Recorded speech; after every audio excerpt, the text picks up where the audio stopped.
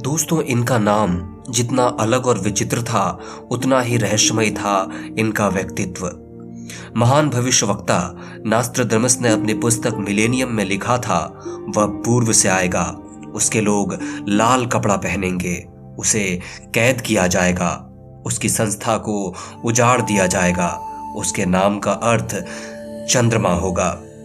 दोस्तों, ये सारी बातें उनके साथ हुई। वो पूर्व से यानी भारत से अमेरिका गए। उन्होंने वहां संस्था स्थापित की। उनके सन्यासी लाल वस्त्र पहनते थे। अपने लिए खतरा बनते देख अमेरिकी सरकार ने उन्हें गिरफ्तार कर लिया और उनकी संस्था को तहस नहस कर दिया। और उनका पूरा नाम रजनीश चंद्र मोहन जैन था, यानी उनके नाम में चांद का उल्लेख आ रहा था। यानी नास्ट्राडमस ने जो भविष्यवाणी 300 वर्ष पूर्व कर दी थी वह बिल्कुल सटीक साबित हुई। नमस्कार दोस्तों, मैं हूं विवेकानंद विमल और आज हम सिद्धों की सीरीज में बात करेंगे ओशो की। दोस्तों, ओशो की शिक्षाएं सबसे अलग थी। वो आम आध्यात्मिक गुरुओं के जैसे नहीं थे। इसलिए अगर आपसे यह कहा जाए कि ओशो से सावधान रहें तो यह कोई हैरानी की बात नहीं। ओशो के जितने समर्थक हैं उतने विरोधी भी हैं।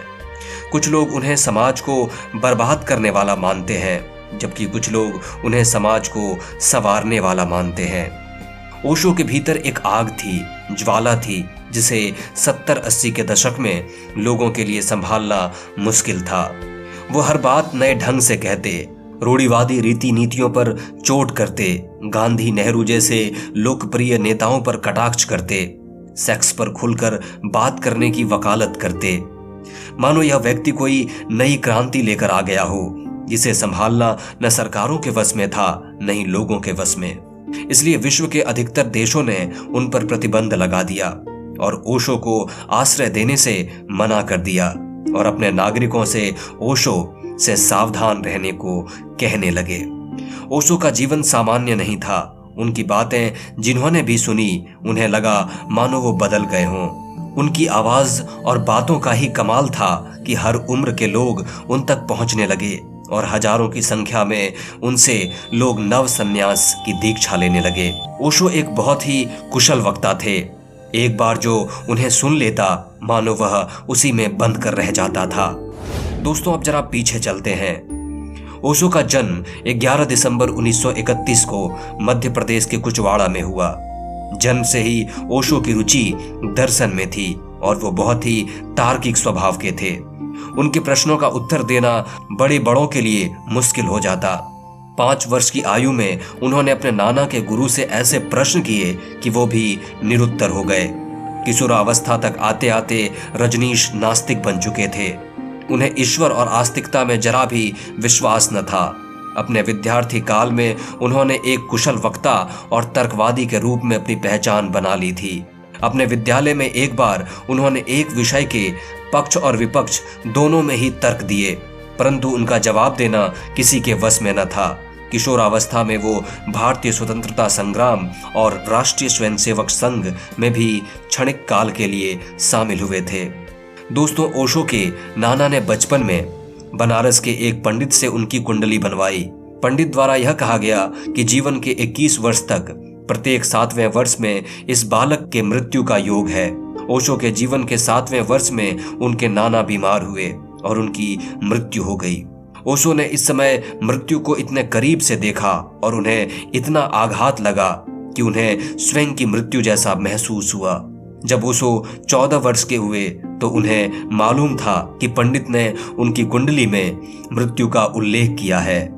इसी को ध्यान में रखकर ओशो शक्कर नदी के पास स्थित एक पुराने शिव मंदिर में चले गए और 7 दिनों तक वहां लेटकर मृत्यु का इंतजार करते रहे।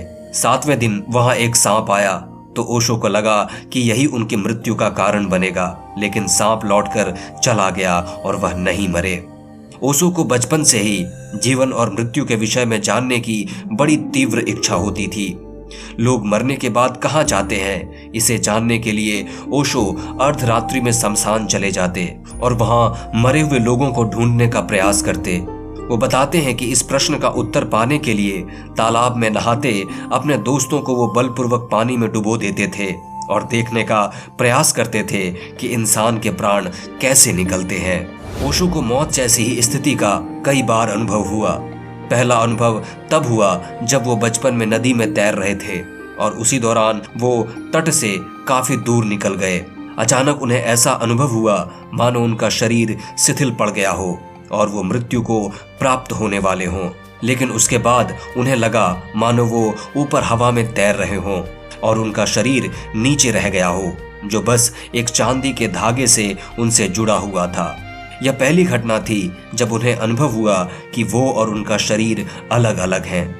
ऐसा ही एक और आध्यात्मिक अनुभव ओशो को युवावस्था में हुआ, जब वे एक दिन रात में ध्यान करने के लिए अपने घर के पास के एक वृक्ष में जाकर बैठ गए। थोड़ी देर बाद उन्होंने देखा कि उनका शरीर नीचे जमीन पर गिरा हुआ है, लेकिन उनका सूक्ष्म शरीर अब भी पेड़ की डाली पर ही बैठा था और उन्होंने पाया कि एक पतला सिल्वर कॉर्ड उनके नाभि से निकलकर नीचे पड़े शरीर से जुड़ा हुआ था। यानी इसी सिल्वर कॉर्ड के जरिए वो शरीर से बाहर होकर भी शरीर से जुड़े हुए थे। अपने साक्षात्कार के विषय में ओशो कहते हैं कि पिछले कई जन्मों से मैं आत्म साक्षात्कार के लिए प्रयास कर रहा था, लेकिन धीरे धीरे यह आत्म साक्षात्कार की इच्छा भी समाप्त हो गई थी। अब मैं कोई प्रयास नहीं कर रहा था, सब कुछ तिरोहित हो गया था। और फिर अचानक एक शाम ऊर्जा का ऐसा वेग मेरे भीतर उठा कि कमरे में बैठे रहना मुश्किल हो गया। ऐसा अनुभव हो रहा था मानो अब मैं जीवित न बचूंगा। हर अनुभव मन की समझ से परे था। लगभग अर्धरात्रि को ऊर्जा का दबाव सहन नहीं हुआ तो मैं उठकर अपने बगीचे में चला गया और वहीं मौलसी के पेड़ के नीचे बैठ गया। मुझे हर चीज प्रकाश से परिपूर्ण लग रही थी और उसमें बहता रस भी दिख रहा था और इन्हीं अनुभवों के बीच साक्षात्कार घटित हुआ। फिर कुछ भी पहले जैसा न रहा, कुछ भी अलग न था। जो मैं था वही पेड़ पौधे पुष्प सब कुछ वही थे। मुझ में वो थे और मैं उनमें था। दोस्तों, ओशो मानते थे कि नए युग में धर्म भी नए ढंग का होना चाहिए। वह धर्म के नाम पर फैलाए गए भ्रम और डर से आगे बढ़कर धर्म को उत्सव और प्रेम के रूप में रूपांतरित करने की बात करते थे। ओशो पर यह भी आरोप लगते रहे कि वे सिर्फ अमीरों के गुरु हैं। उन्होंने पूंजीवाद को बढ़ावा दिया। उनके पास लगभग 100 रोल्स रॉयस कारें थी, लेकिन ओशो का मानना था कि जिसके पास अभी खाने को भोजन नहीं है वह भला धर्म की बात क्या समझेगा। उसके लिए पहला कर्तव्य तो पेट भरना ही है। जिसका पेट भरा है वही धर्म के विषय में समझ सकता है और बात कर सकता है। इसलिए ओशो जोरबा टू बुद्धा की बात करते थे। उनके मुताबिक जोरबा का अर्थ होता है एक भोग विलास से पूरी तरह से डूबा हुआ व्यक्ति और बुद्धा का अर्थ निर्वाण पाया हुआ व्यक्ति।